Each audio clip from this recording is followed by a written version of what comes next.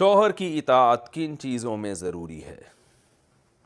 میں نے ایک حدیث سنی ہے کہ رسول اللہ صلی اللہ علیہ وسلم نے فرمایا، اگر شوہر بیوی کو حکم دے کہ یہ پہاڑ ہلاؤ تو اسے چاہیے کہ جا کر پہاڑ کو دھکا لگائے۔ یعنی اس حد تک شوہر کی فرما برداری کا حکم دیا گیا ہے۔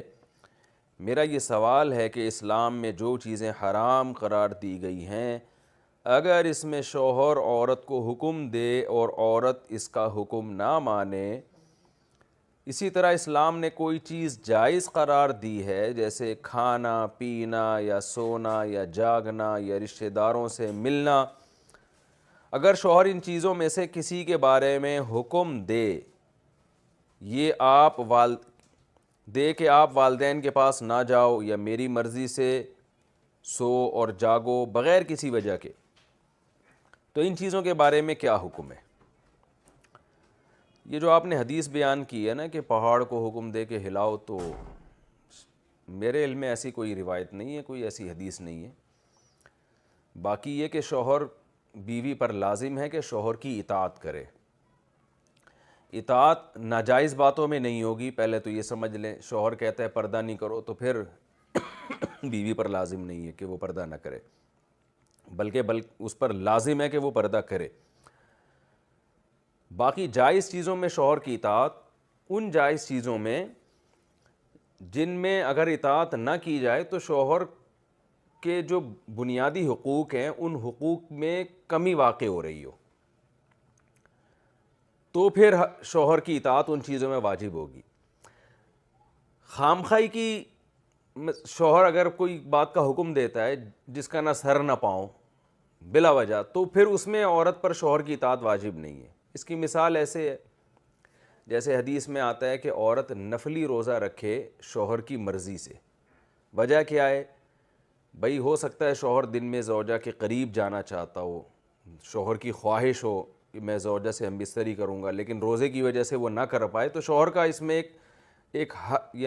حق مارا جا رہا ہے، اس میں ایک حق ضائع ہو رہا ہے۔ تو جب شوہر گھر پر ہو تو نفلی روزے سے روک سکتا ہے، اس لیے فقہاء نے لکھا ہے، کیونکہ شوہر ہو سکتا ہے دن میں زوجہ کے قریب جانا چاہتا ہو، لیکن شوہر اگر سفر میں ہو تو فقہاء کہتے ہیں پھر وہ بیوی کو نفلی روزے سے نہیں روک سکتا، اس لیے کہ اب اس کے روزہ رکھنے نہ رکھنے سے تمہیں کیا نقصان ہو رہا ہے۔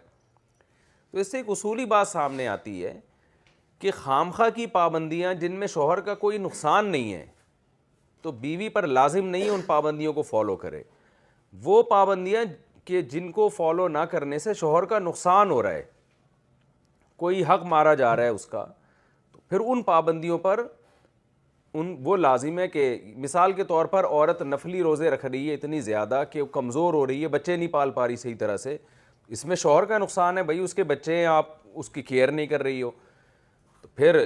یہاں عورت پر نفلی روزہ اس بیس پر بھی چھوڑنا لازم ہوگا شوہر کے کہنے پر۔ وہ دیکھ رہا ہے بھائی کمزور ہو رہی ہے اور پھر دوائیں تو میں نہیں کھلانی ہے اس کو، بچے نہیں پال پا رہی ہے صحیح طریقے سے، یا وہ اتنا زیادہ والدین کے گھر جا رہی ہے جس کی وجہ سے شوہر کی اپنی جو ازدواجی زندگی ہے وہ ڈسٹرب ہو رہی ہے۔ وہ جب بھی آفس سے آتا ہے بیگم صاحب اماں کے یہاں گئی ہوئی ہیں، تو ظاہر ہے شوہر چاہتا ہے، جو نیک میاں ہیں جو میرا بیان سن رہے ہیں ان کی بات کر رہا ہوں، وہ جب گھر آتے ہیں تو وہ چاہتے ہیں بیگم صاحبہ ہوں، مسکراہٹیں بکھیر رہی ہوں ہمارے سامنے، اور جو دن بھر کی تھکاوٹ ہے ہم جب بیگم سے گپ شپ لگائیں، اچھی اچھی باتیں، وہ ہماری تھکاوٹ دور کریں گی۔ اور میاں صاحب جیسے ہی گھر آئے تو پتہ چلا بیگم صاحبہ تو اماں کے یہاں گئی ہوئی ہیں۔ تو ایسی چیزوں میں کیونکہ باقی شوہر کو ایک تکلیف کا سبب ہے یہ چیز، تو شوہر پابندی لگا سکتا ہے کہ آپ اماں کے گھر نہیں جاؤ گی، لیکن اتنی پابندی کہ جو قطع رحمی میں آ رہی ہو وہ جائز نہیں ہے۔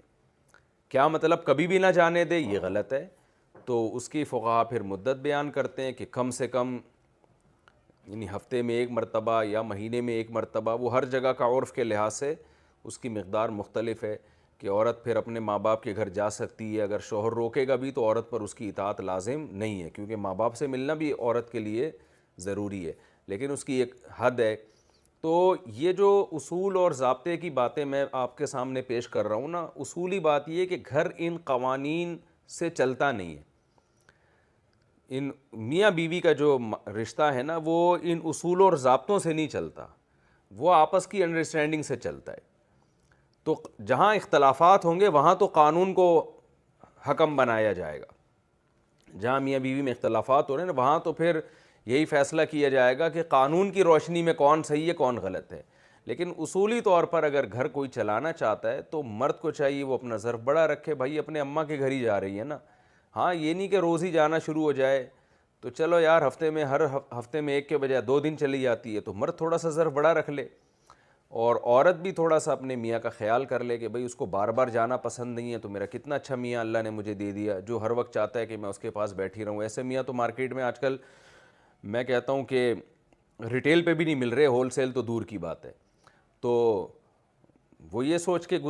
کہہ لے کہ بھئی ٹھیک ہے یہ اطاعت مجھ پر لازم نہیں ہے لیکن میں کر لوں تو ثواب ہی ملے گا. تو اس طرح سے اگر وہ کریں گے نا کہ مرد اپنا حق چھوڑے اور عورت شوہر کی جو اطاعت لازم بھی نہیں ہے وہ بھی کرے, تو پھر محبت سے گھر چلتا ہے. اور اگر حقوق کی کھینچا تانی لگی رہتی ہے تو عام طور پر پھر گھر چلتا ولتا نہیں ہے. یہ حقوق جو فقہا نے بیان کیے ہیں نا, یہ جب اختلاف ہو لڑائی ہو اس وقت کے لیے بیان کیے. تو جب زوجین اور میاں بیوی کا جھگڑا ہو نا اور یہ فیصلہ کرنا ہو کہ ان میں کون صحیح ہے اور کون غلط ہے, اس وقت قانون کا استعمال کیا جاتا ہے. یعنی شریعت کے قانون کو دیکھا جاتا ہے کہ قانونی لحاظ سے کس کا حق ہے. لیکن نارملی ان چیزوں کو زیادہ فوکس نہیں کرنا چاہیے. نارملی زندگی کوشش یہ کرنی چاہیے کہ مرد